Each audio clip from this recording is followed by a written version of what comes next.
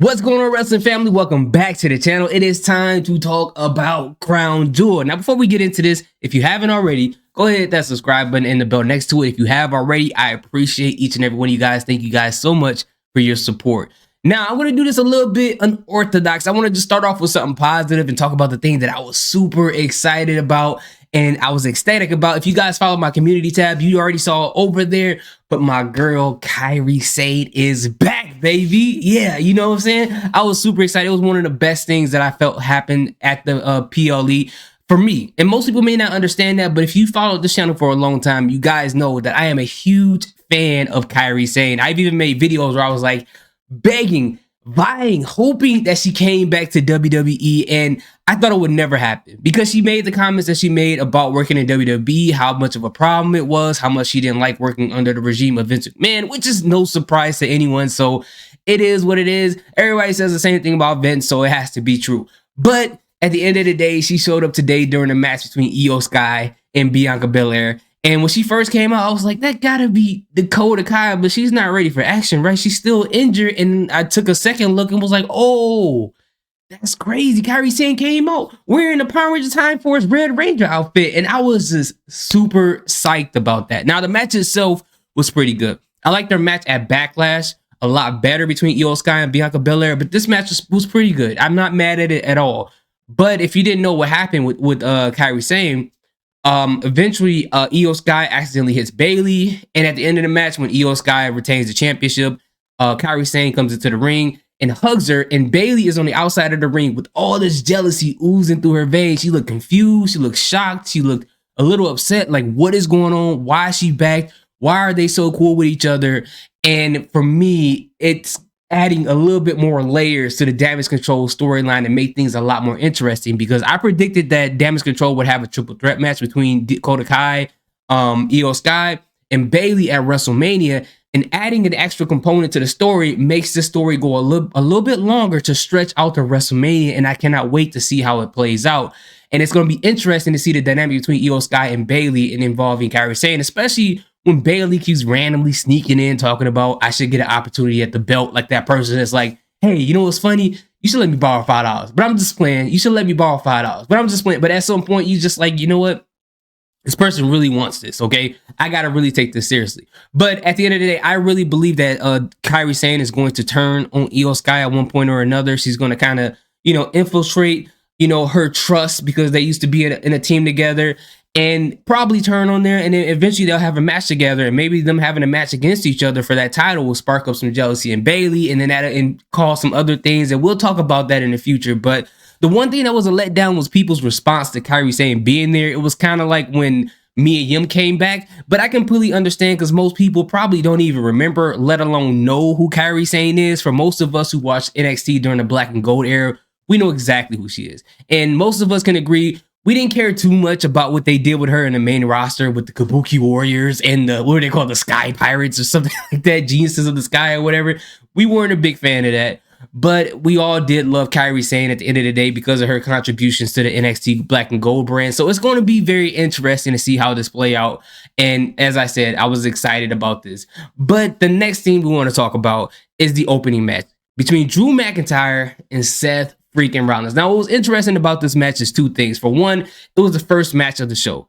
I didn't think that was going to be the case. It kind of reminded me of WrestleMania, where Brock was going against Seth Rollins as the first match of the show, because Brock Lesnar just wanted to go home and hunt something. Okay, he's like, I let Vince McMahon let him know I'm not going to be here the whole day. I'm putting in my PTO. I'm going to have half a day. I'm going to come in, fight, lose, and then get up out of here. Okay, which makes you wonder, like, why did they pick for this match to happen so early on this card? And also, why did they have Drew McIntyre come out second when usually the champion is the person to come out second? So when that happened, I was like, okay, well, maybe my prediction is true to have Drew McIntyre win this belt because he deserves it. He didn't have an opportunity to have a title run in front of a crowd, and this is going to be the opportunity. And Seth Rollins, with him having some back problems, issues, he can have this time to rest and eventually come back up at WrestleMania and have that marquee match that he's always been begging about. But at the end of the day, we saw what happened. Seth Rollins ended up retaining the championship belt, and it was a fairly good match. I'm not mad at it at all. I would have liked it to be at the top of the card, but it is what it is. And we saw what happened when Damian Priest came out with the Money in the Bank briefcase, tried to cash it in, And then out comes Sami Zayn, which we know only 3 people comes out to the ring with a black hoodie on: Sami Zayn, Kevin Owens, and Jey Uso. Or one of the Usos. That's the only 4 people who's going to do something like that. I saw the man's beard poking through the hoodie, so I already knew who it was. But for him to take the briefcase and run away like a little kid, that was kind of funny and very interesting. And the first thing I thought about when I saw that, I was like, you know what? This has to be something to spark who is going to be involved in the War Games match at Survivor Series. And there's some things that happened down the line at the PLE that kind of confirmed those things to me. And I'll talk about those when I come across it. But overall, I thought the match was interesting. And I thought what happened with the Money in the Bank briefcase was it felt stupid at first. But then when you think about it, it's like, okay, it's probably adding something down the line. And that's the trust that I have when Triple H is around creative and things like that. If it was Vince McMahon, I'd be like, all right, he just came up with this at the last minute and just let this happen. So the other match that we had was for the Women's Championship, Rhea Ripley. We had the Fatal 5-Way match with Rhea Ripley, Raquel Rodriguez, okay, Shayna Baszler, Zoe Starks, and Nia Jax. Now, I personally thought the match was going to be a lot better than what it was. It wasn't a terrible match. And what I did like about this match, though, was the spots that they had that kind of gave me, and I'm probably going to say that a lot in this video, is it kind of reminded me of some spots they tried to do in the Black and Gold era of NXT when they had multiple wrestlers in the ring, especially in Fatal 4-Ways, Fatal 5-Ways, or 4-Way tag matches where they did like the superplex from the top of the turnbuckle. And one spot I thought was really interesting was Shayna Baszler doing a triple submission where she had Nia Jax in a Karafuda clutch and had Rhea Ripley and I think, was it Zoe Starks? No, it was Raquel Rodriguez in 2 different submissions while she had Nia Jax in a Karafuda clutch. I thought that was an interesting thing, but there were some parts in here that felt a little sloppy, just a little bit here and there. But overall, it was entertaining. Was it anywhere near what happened at Elimination Chamber years ago? No, it's not, but it was fairly entertaining in my personal opinion. And we saw that Rhea Ripley won this. And I think she needed this, as we said before, she needed this match to be in her repertoire as far as having a title run. This is the big match that she needed because she really didn't have any real formidable opponents at this point. So I thought this was great for her. One thing that I thought was kind of interesting was her entrance. You know, when she had the guys come out on both sides, I was just like, I don't know how this even has to do with one or the other. I get where they were. I get that it was for Saudi Arabia.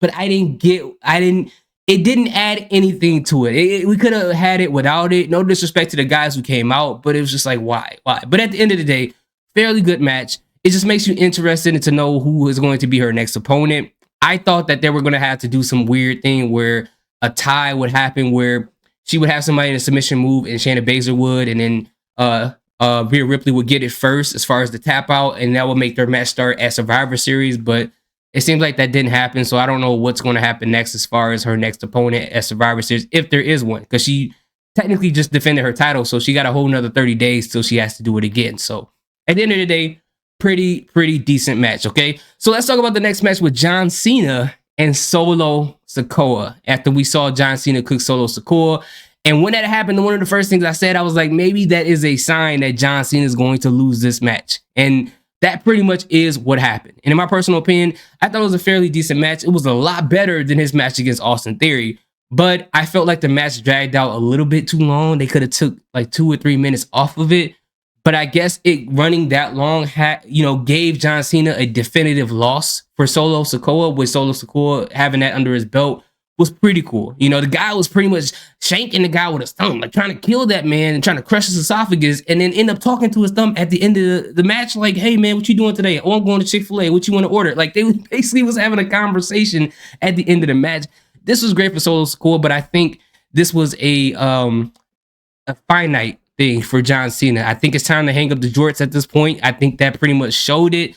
I don't want to see him retire because, you know, when people started to retire that I grew up watching, it makes me feel old. But at this point, you know, it just feels like that was the one, that he was the one to definitively retire John Cena. I can see John Cena coming out and doing one more match maybe, but I think it's time to kind of hang it up. And I think some things are changing when it comes to the whole strike and stuff like that. So maybe John Cena is going to slowly ease back into acting. So that's just my opinion on it. But the match is it was pretty good. It wasn't bad at all. I don't have anything to complain about it. The other match that we had was between Rey Mysterio and Logan Paul for the United States Championship belt. I thought it was a fairly entertaining match. I don't think it's the best match of either guys in the past year, but it was a fairly good match. You know, Logan Paul has had better matches than this one. Rey Mysterio, of course, has had better matches than this one. So I thought it was a fairly good match. It was pretty entertaining. And it was this one spot where Logan Paul saved Rey Mysterio's life. I don't know if you guys remember that spot where Rey Mysterio tried to do a backflip off the rope and almost pile drives himself, okay? I've never seen somebody almost pile drive themselves like that. And Logan Paul caught the man in midair, picked it up where his head was inches off the mat.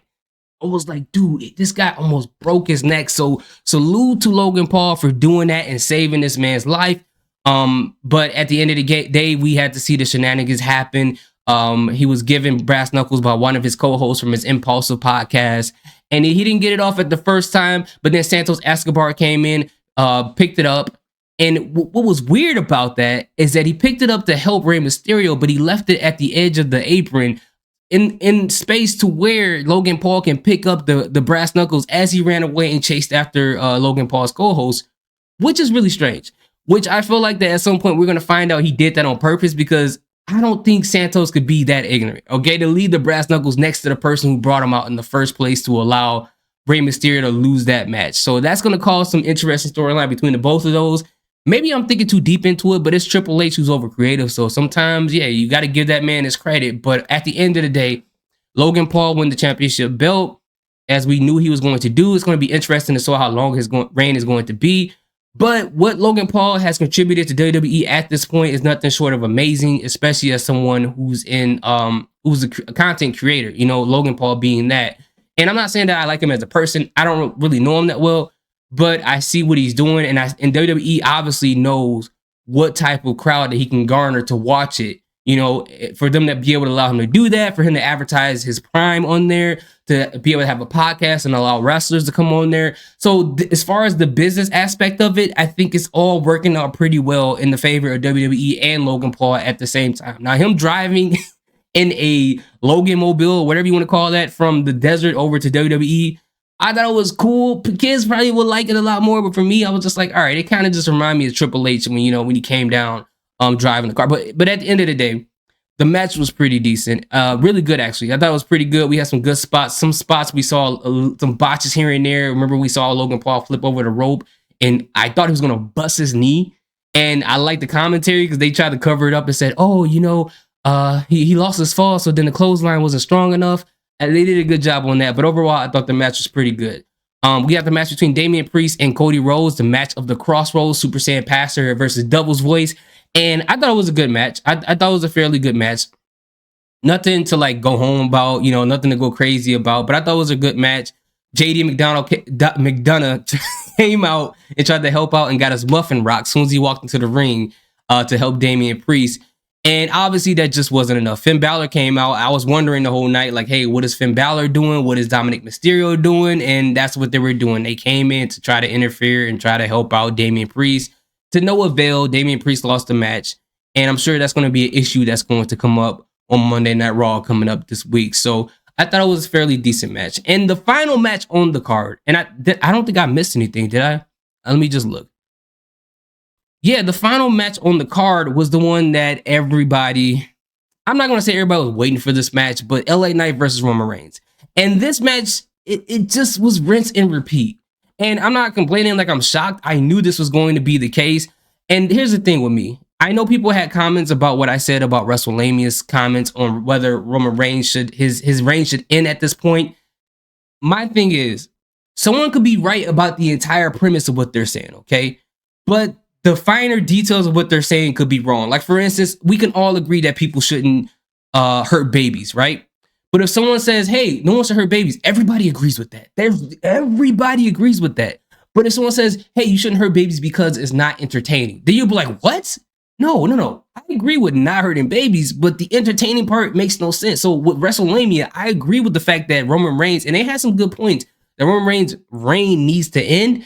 But because of leukemia and the possibility of being hurt and things like that, to me, it's just like, it seemed like it's kind of a reach because he's been champion for 3 years and not once have WrestleMania mentioned the fact that they should stop the storyline due to the leukemia or due to him being hurt. You know, I think that part right there is a reach. The fact that, you know, it's been going on too long, it's too stale, it's been too repetitive and things like that. I agree with that. But the leukemia and the injury and the part where they tried to say that the man didn't push the needle for WWE, I think that's pretty disingenuous. Like, you can't say that about Roman Reigns, okay? It just doesn't make any sense at all. He may not be the main attraction, but he's a part of the whole thing. As a matter of fact, a bigger part of it. Because if it wasn't for the bloodline, a lot of people wouldn't come back and watch WWE as they do now. And a lot of people have reaped the benefits of the storyline with Roman Reigns being the centerpiece of the entire thing. You know, let's just be honest. I know Jey Uso was a big part of it. I know Sami Zayn. But think about this. Before the whole storyline developed, if Roman Reigns would have got injured before the bloodline storyline got picked up, imagine how everything would have just fell apart. Imagine, you know. But anyway, so the match itself with LA Knight Roman Reigns, like I said, it was just rinse and repeat. We've seen this before. I had a friend over. We were watching wrestling, and I was just like texting on my phone, looking up, and I was like, okay, we're doing the same thing again. Let's just get Jimmy Uso out here, get him to interfere, cost LA Knight the match. Roman Reigns, let's not draw this match out a lot longer than it needs to be, because we know exactly what's going to happen. And it happened exactly the way we thought it was. Roman Reigns win with an interference, and we've seen this again and again and again and again, and it gets dragged out, and it gets boring, and it gets drained. It's just, I just don't care, okay? And for me, I know people are passionate about him and his title reign and where he, you know, where he has and he's not. For me, it's gotten to the point where that title is irrelevant, in my personal opinion, to the point where he can do whatever he wants with it. I don't even care about that title. Like, for me, the focus, the top title to me is the championship belt that Seth Rollins has. I know that's not how it should work in wrestling. I get that. I get a champion should defend their championship 30 days and things like that. But for me, that championship belt that Roman Reigns has, it just doesn't matter to me, man. It got too goofy when they had 3 belts and they changed. Like, it does not matter to me at all. It just doesn't, you know. And I get to the rest of you guys, you don't feel that same way. And I'm not saying there's anything wrong with that. But when I see the belt on Roman Reigns, I feel like it's just an extension of his character, and that's it. I don't think of it as this is this prestigious title that everybody else should want. I think it's just establishing who Roman Reigns is as far as the bloodline, right? And if he loses that, then the storyline with the bloodline is pretty much over. But I do agree that it's time, man. It's like, and I think if they are going to make him take a break, if he is deciding to do that, it's because at their own admission, they're saying, we know it's getting stale. So the only way that we can bring this back is to keep him away for a little bit. People will forget about it, and maybe we'll come up with a new storyline and make it more fresh the next time around, and people will be more accepting of it. So I know people say that he's not on TV a lot, but with people feeling like his title reign is already stale as it is, to keep him on TV a lot longer is just going to make that worse. But also to keep the title on him a lot longer is only going to make that worse too. So I don't think there's really a way that you can win in this situation at the end of the day. But at the end of the day, I could have gone without this match happening at all. I just could. It just I love LA Knight, but I don't care, man. I really do not care about what Roman Reigns does at this point. Jimmy Uso is irritating. Okay, at the end of the day, they're trying too hard to give him a Dominic Mysterio heat at this point. Like, I just don't care. I don't care what Jimmy is doing. I don't care what Roman Reigns is doing. Solo Sikoa, I care what he's doing. I like Solo a lot. But unless they change something to make him, him do something a little bit more interesting, he just by proxy of the bloodline, he's getting some of that feeling of what he's doing is getting stale as well as just being an enforcer. And he's just like a one-note character at this point. I'm not hating on him. I know he has the bright potential of being a huge star in the future, but for right now, it's his association to the bloodline, I think, is hurting him more than it's actually helping. And that's just my personal opinion. But at the end of the day, back to the pay-per-view, I thought it was a fairly good pay-per-view. Is it one of the best of the year? Absolutely not. I don't think it is. I don't think it's terrible. I think it could be better. As I said, Io Sky and Bianca Belair has had better matches before. Plenty of people have had better matches than they had tonight. But overall, as a pay-per-view, I thought it was okay. But having this Roman Reigns match at the top of it just kind of made it worse to me, than what it was. But it's not a terrible pay-per-view. So for me, I think it was cool. Will I go back and watch any of these matches? Probably not. I don't have any enthusiasm to watch it. I don't know if I've been let down. I didn't have that high of expectation for it, but I mean, that's just my thing. But anyways, what do you guys think? Let me know in the comment section. I appreciate each and every one of you guys. Thank you for your comments. Thank you for correcting me when I say things. Sometimes I misspeak. Doesn't necessarily mean that I don't know what I'm saying, but I'll misspeak and say something like, saying Umaga is Solo Sikoa's dad, knowing that Rikishi is the guy's dad. I know that, guys. But anyways, thank you guys so much. Salute. Peace. Have a good day.